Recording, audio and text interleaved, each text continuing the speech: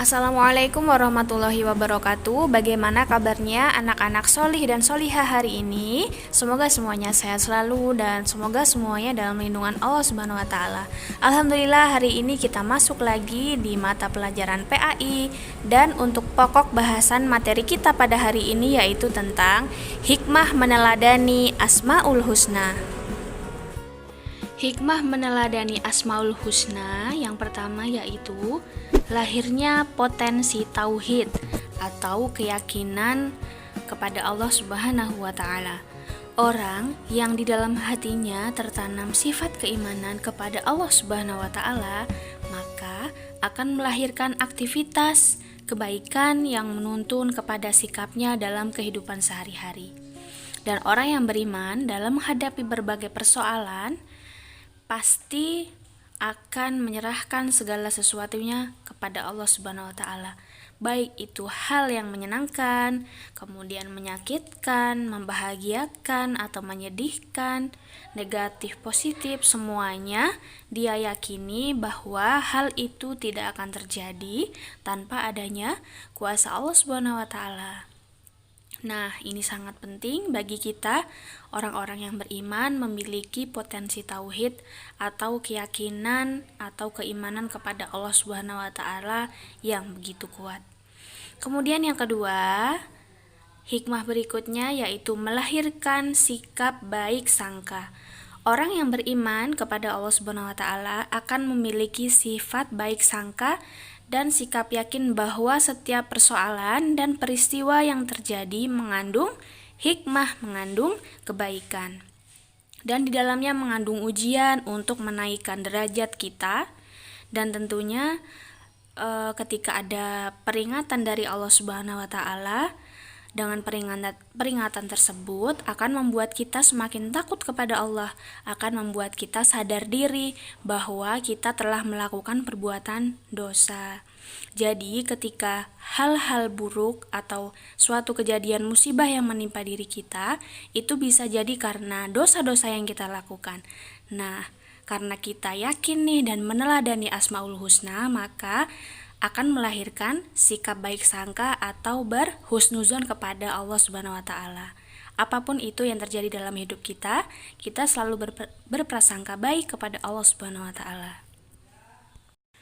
Kemudian yang ketiga, melahirkan sikap tabah.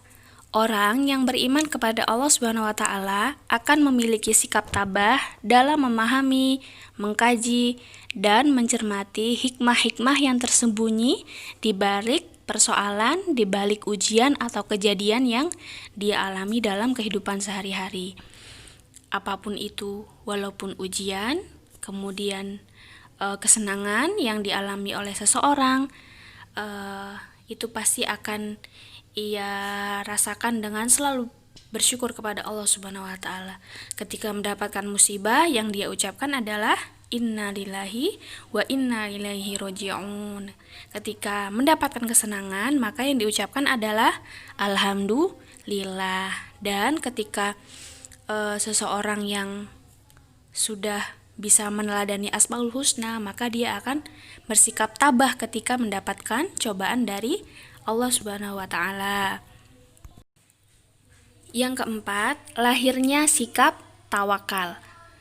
Orang-orang yang bersikap tawakal, memiliki sikap tawakal, maka dia yakin bahwa upaya dan ikhtiar atau usaha yang dilakukan secara optimal pasti akan diridhoi oleh Allah Subhanahu wa Ta'ala. Jadi dia yakin bahwa yang dia lakukan tidak sia-sia, yang dia lakukan pasti akan ada kebaikan yang pasti bakal dia dapatkan suatu saat nanti. Jadi dia bertawakal, berserah diri kepada Allah ya, bukan mengharap kepada manusia, tapi berharap kepada Allah Subhanahu wa Ta'ala semata. Yang kelima, terlepas dari akhlak tercela. Orang yang beriman kepada Allah Subhanahu wa Ta'ala akan terlepas dari sikap merasa dirinya paling benar sendiri, paling baik sendiri di antara makhluk Allah yang lainnya. Potensi ini juga akan membebaskan seseorang dari keterikatan kepada makhluk atau ketergantungan terhadap makhluk. Yang keenam, yaitu terhindar dari sikap kemusyrikan. Jadi orang-orang yang beriman kepada Allah kemudian meneladani Asmaul Husna, insya Allah Allah Subhanahu wa taala akan menjaganya dari perbuatan-perbuatan musyrik, seperti menyerahkan segala sesuatu selain kepada Allah Subhanahu wa taala. Misalkan nih dengan dukun, kemudian percaya dengan ramalan-ramalan seperti ramalan bintang, kemudian ramalan nasib dan lain sebagainya. Nah, orang-orang yang beriman kepada Allah, dia akan terhindar dari perbuatan musyrik. Dan harus kita ketahui bahwa perbuatan musyrik adalah perbuatan yang tidak Allah sukai, bahkan tidak akan diampuni dosa-dosanya ketika nanti orang tersebut sudah meninggal. Semoga kita bisa menerapkan dan mengambil hikmah dari perilaku meneladani Asmaul Husna. Amin ya robbal alamin. Anak-anak ustazah yang ustazah sayangi karena Allah Subhanahu wa taala, ketika kita melakukan sesuatu perbuatan yang baik, maka harus diniatkan untuk beribadah kepada Allah Subhanahu wa taala. Hal ini harus kita lakukan agar semua aktivitas tersebut menjadi amal soleh dan amal kebaikan kita. Contohnya nih, saat kita mau belajar, kita niatkan untuk ibadah kepada Allah Subhanahu wa taala. Karena menuntut ilmu itu wajib bagi setiap orang Islam, sehingga hasil yang kita dapatkan ada dua. Yang pertama, kita akan memperoleh ilmu yang berguna di dunia, dan yang kedua, kita memperoleh pahala karena memenuhi perintah agama. Masya Allah, semoga kita bisa menerapkan dan meneladani perilaku yang mencerminkan beriman kepada Allah Subhanahu wa taala dan Asmaul Husna. Semangat belajar anak-anak solih dan solihah. Semoga Allah mudahkan dalam segala hal, dan semoga Allah mudahkan urusan kita terutama dalam hal belajar. Amin.